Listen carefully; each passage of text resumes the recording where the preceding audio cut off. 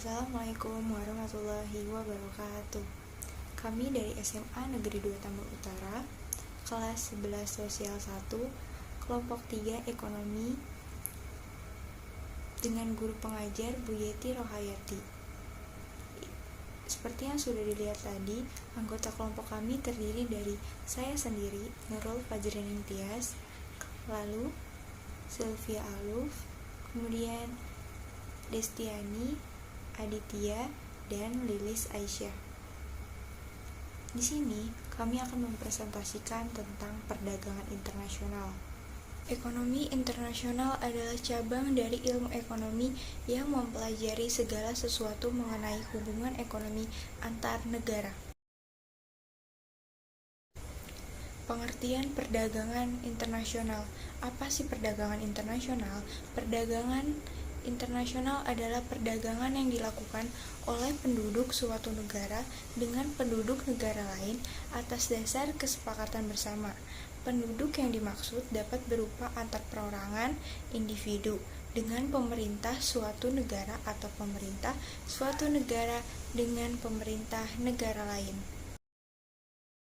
Nah, selanjutnya teori perdagangan internasional. Teori ini diungkapkan oleh 3 orang, yaitu Adam Smith, Richard Dian David, Bertil Ohlin. Nah, pertama, Adam Smith. Adam Smith mengungkapkan bahwa keuntungan absolut dapat diperoleh suatu negara apabila berhasil membuat biaya produksi lebih murah dibandingkan negara lain. Teori ini termasuk teori klasik. Kemudian Ricardo David Ricardo beranggapan jika perdagangan internasional akan lebih menguntungkan jika negara hanya memiliki keunggulan komparatif dari segi harganya. Nah, teori David Ricardo ini sama seperti Adam Smith, yaitu teori klasik. Bertil Ohlin. Teori keunggulan komparatif David Ricardo dan memprediksi pola perdagangan produksi berdasarkan jumlah faktor atau yang biasa disebut faktor endowment suatu negara. Kebijakan perdagangan internasional.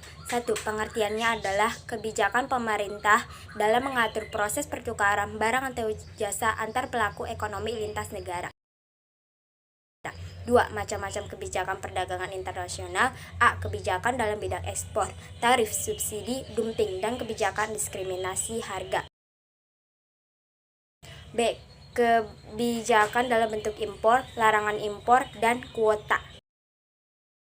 Manfaat perdagangan internasional yaitu peluang kerja terbuka luas, membuat hubungan baik antar negara, meningkatkan kemakmuran suatu negara, memperluas pasar dan meningkatkan pendapatan, kebutuhan hidup mudah terpenuhi.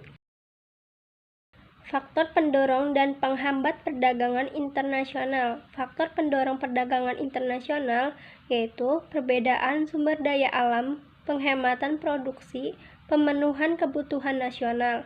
Faktor penghambat perdagangan internasional yaitu perbedaan mata uang antar negara, kualitas sumber daya yang rendah, dan pembayaran antar negara sulit.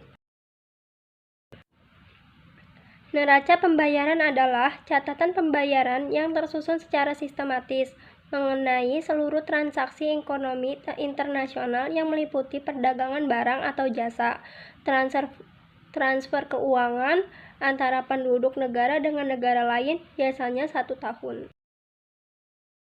Tujuan neraca pembayaran. 1. Memberikan informasi kepada pemerintah mengenai posisi negara di perdagangan internasional. 2. Membantu pemerintah dalam menetapkan kebijakan fiskal dan moneter. 3. Merupakan alat untuk mengukur berapa besar utang dan piutang negara terhadap luar negeri. Komponen negara pembayaran. Fungsi negara pembayar. 1. Alat untuk menjelaskan pengaruh dan transaksi luar negeri terhadap pendapatan nasional. 2. Alat untuk mengukur keadaan perekonomian dalam hubungan internasional dari suatu negara. 3. Alat kebijakan moneter yang akan dilaksanakan oleh suatu negara. Komponen negara pembayaran. Transaksi berjalan current account mencerminkan pendapatan bersih negara. 2. Transaksi modal capital account mewakili perubahan bersih dalam kepemilikan aset nasional. 3. Neraca moneter monetary account.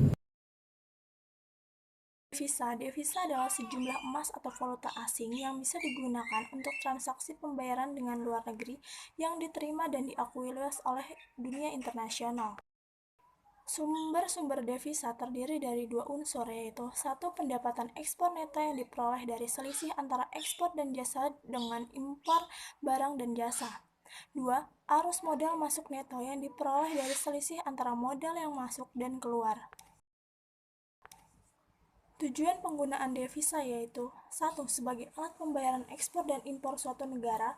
2. Sebagai alat pembayaran cicilan utang luar negeri serta bunganya. Dan ketiga, sebagai biaya penghubungan luar negeri seperti misi kesenian, perjalanan dinas, dan pemberian bantuan luar negeri.